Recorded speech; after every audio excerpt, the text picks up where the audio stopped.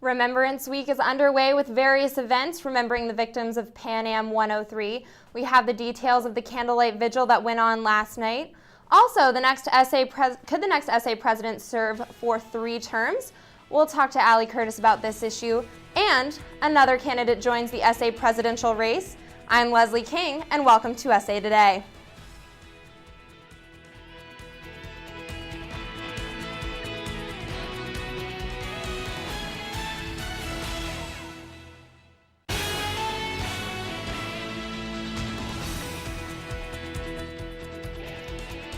We begin with tonight's headlines. Sunday marked the beginning of the annual Remembrance Week here at SU.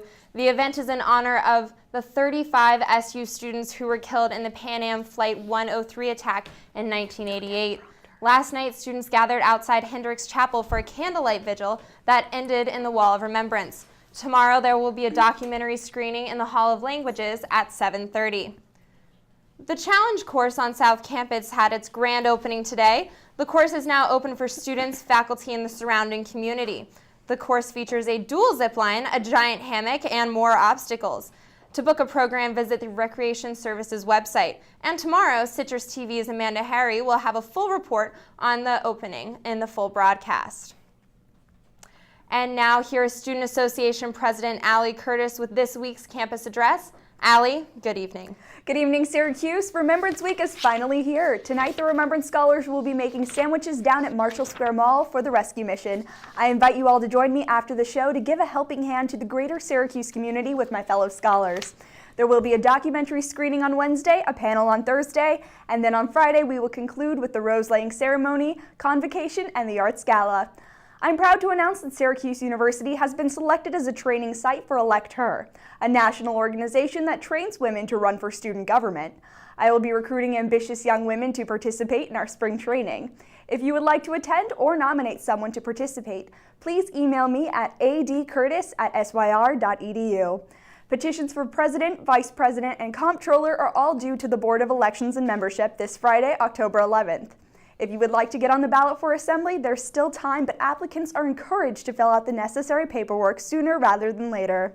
A big thank you to USA, the Undergraduate Student Association of ESF, for having me speak at their meeting last night. SA is continuing to build a stronger relationship with ESF as we work to increase representation for our Assembly from the ESF student body. If you're interested in applying, please stop by our office, 126 Shine. There are 7 spots total for ESF Assembly reps, and ESF students can serve in any position within the cabinet. The New York Times Readership Program will be hosting a screening of their new web series here at SU on October 24th for first-year students. This is in conjunction with the Student Association. Food will be provided at the event, and if you're interested, please contact Student Life Vice Chair Phil Porter. Following the web series, New York Times will be bringing in political columnist Jeremy Peters to campus on November 5th. I hope to see you all there. That's all for my campus updates. Have a great week, Syracuse. Thank you, Allie. And when we come back, she'll join us here at the desk to talk about last night's SA meeting and more. Also, new presidential duo joins the ballot. We'll talk to Dwayne Ford when we come back. How you doing? My name's Steve. My family's lived in this neighborhood for years. Recently, things got so tight, we had to go to our local food bank for help. I lost a lot of sleep worrying about what the neighbors might think. That is until I saw them there, too. How'd I do, Steve? A little stiff. You could have done a little better. What? Come on. You know, I have an Academy Award. Yeah, but not for playing me. Play a role in ending hunger. Visit feedingamerica.org/hunger and find your local food bank. I wanna go crazy. You can go crazy too. I wanna go crazy. Wanna go crazy with you. Everybody say whoa. I'm Russell Oliver. I'm Maddie Olaskevich. I'm Irfan Urazi. And I'm Alex Resnick. And this is Citrus TV News.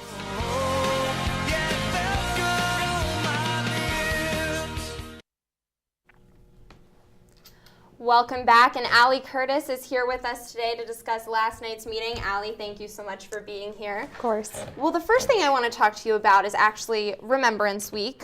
Briefly, you are a Remembrance Scholar. Yes. Can you just explain to us what it means to be a Remembrance Scholar and the importance of keeping this tradition here at Syracuse. Well, it's a great honor, as you all know. It's one of the highest honors you can attain as a senior at Syracuse University. It has special significance to me because I get to represent Sandy Phillips, who is a very important member and influential member of the Student Government Association. So we have that connection there, and it's really great that we're able to carry on this tradition and keep on the memories of all of these students who meant a lot to our campus. Now, speaking of students who lead on campus and are very involved here, last night's resolution talked about the elections that are taking place and how they will end up going for a full calendar year, so from fall to fall as opposed to from January to January like they are now. Can you explain to us some of the controversy behind this decision? I think the biggest controversy surrounding this isn't that it's a bad idea. Obviously, it's something that's very common at a lot of different student bodies across the country, but that it was brought up so quickly. It was proposed by the Office of Student Activities, and usually we have about a week's worth of waiting time. We start with new business and then revisit it as old business and vote on it, and this was brought up in old business as an amendment. So because it was brought up under old business, we didn't have that necessary week to wait, and then it wasn't decided to be tabled. So it was voted on, and because of this, there wasn't any alert to the students. There wasn't any way to get feedback from students, and that's one of the essential components of being a member of Student Association. Excellent. Allie, thank you so much for taking the time to be with us today. Also here we have with us the new candidate running for SA President. Dwayne Ford just announced his candidacy today. Dwayne is a political science major with an entrepreneurship minor. Ford is currently the SA Vice President. He is a member of the fraternity Phi Delta Theta and in the SU Quidditch team. Dwayne's focus will be on tuition rates, academic advising, and increasing diversity.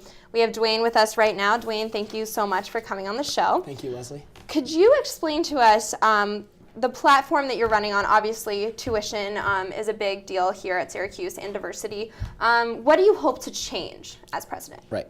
So the main thing about my platform is that they're not based on promises. They're based on actions that I've already taken and steps that I've already taken to make them reality. So with tuition, right, tuition's been increasing every year, but we haven't necessarily seen an increase in the amount of financial aid that students have been getting. So I'm working with the Director of Financial Aid, Ryan Williams, to right now either ameliorate the financial aid index, which is that you'll get $20,000 in grant money to go here. However, every year tuition will increase, but that grant money will stay stagnant. So we really want to make both the grant money and tuition be dynamic so that the aid index is not so large and you don't have that big of a gap. There's also other things that we're talking about on that, but that's probably our main push for that. For academic advising, I really want to create a work study position available for juniors and seniors to be professionals in the work study in the Department of Academic Advising, so that it takes the burden off the administration where you have professors, teaching these classes, doing research and different things like that, and you actually bring it back to the students and open that up as an opportunity. And the university is actually currently trying to potentially have a campaign similar to the IT campaign last semester that will give SU its own work study instead of depending on the federal work study that we get every year. And with diversity, I really believe that the biggest way that we can probably do that to affect the whole school is to reformat the way that the freshman forums work. Right now, they're very classroom-based, but I'd like to make them more experience-based in terms of building relationships with the different freshmen that you have within that class. Okay, and currently you are SA Vice President. How do you believe this experience will help you if elected to the position of president? I believe that when most people are elected to president, there's a lot of different things behind the scenes that they don't really see, and a lot of obligations and responsibilities that they're not aware of when they come into presidency. And I believe that my experience with vice president and working with Allie Curtis this session has definitely prepared me for that role in terms of seeing what really goes on the day-to-day life of the president. And now my final question for you is, 10 years from now, if you were elected president, what do you want people to remember that you helped change? If I do my job right, hopefully people will not remember me. They will just remember the changes that I had and the changes that I made within the school. And they will just know that, 10 years ago, diversity was a problem, or self-segregation was a problem, and now it's not. They'll know 10 years ago academic advising was a problem, and now it's one of the best things that we do at this university. Excellent. Thank you so much for joining us, Dwayne and Allie. And coming up, another SA presidential candidate is here. Boris Gressley will talk about his candidacy. Please stay tuned. You realize that 49 million Americans struggle with hunger? That's 1 out of every 6 Americans. These people are around us every day. They're our friends, they're our coworkers, their kids go to school with our kids. Sometimes we're not even aware that they're struggling. This problem is closer than you think. But so is the solution. Play a role in ending hunger. Visit feedingamerica.org/hunger and find your local food bank.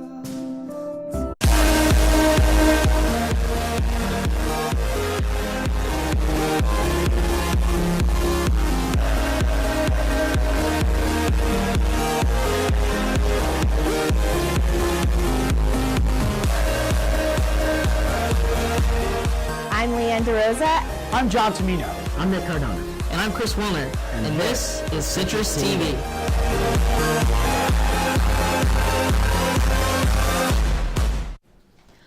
Welcome back. Boris Gressley is a junior majoring in political science and public policy. He served in the Student Association for 3 semesters in SA.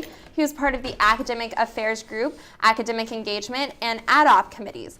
Gressley was the first person to announce his intent to run for SA president, and he joins us now in studio. Boris, thank you so much for being here. Thank you very much, Leslie. Now, one thing I know in your platform is that you want to improve member accountability. What do you believe is wrong with it right now, and what do you hope to change? Well, I think the reason why I'm going to member accountability so much is because, I'm trying to build that foundation for SA.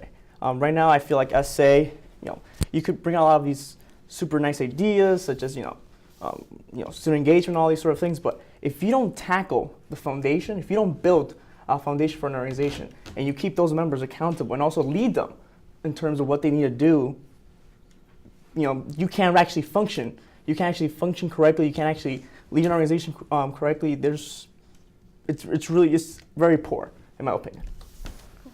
Now, you have been absent from the association this past year. How do you think this will affect you as a president? How do you hope to reconnect with members of the assembly? Well, I was away from SA because I was president of RHA. So RHA is the Residence Hall Association. I had to leave SA because I had my responsibility as president, like I mentioned, of another organization. But I think that just because I left SA doesn't necessarily mean I don't have the leadership qualities, or I don't have the initiatives or the direction to set SA into the right path. Ivan, for example, also left SA, and he left SA and stated that he really couldn't do what he believed was correct, or he didn't know what to do in SA anymore. I didn't leave for that reason. I left, like I mentioned, because I was president of RHA, and I have the experience of being an elected official. I feel like my other opponents have been appointed, not necessarily elected, and therefore I feel myself to be in a sort of position to actually create this sort of foundation work for SA, because I've seen it from an outside perspective. I sort of know what the students want from an outside perspective. And I feel my opponents don't see that because they've been already in SA and have that sort of SA-centric ideology.